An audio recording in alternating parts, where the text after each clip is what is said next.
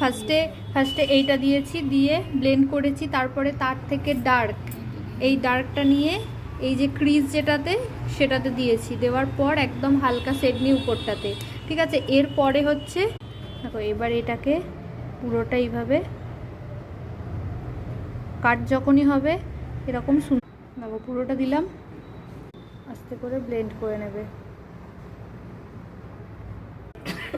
দেখো এই জায়গাটায়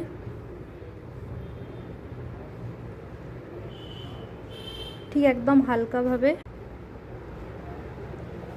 এখানটা আর এখানটা এই দুটো জায়গা ভরাট হবে না, এরকম ভি শেপ করে যখনই দেবে এইভাবে। ছোট মাছের যে বৌমাটা হলো এইভাবে হচ্ছে হাফ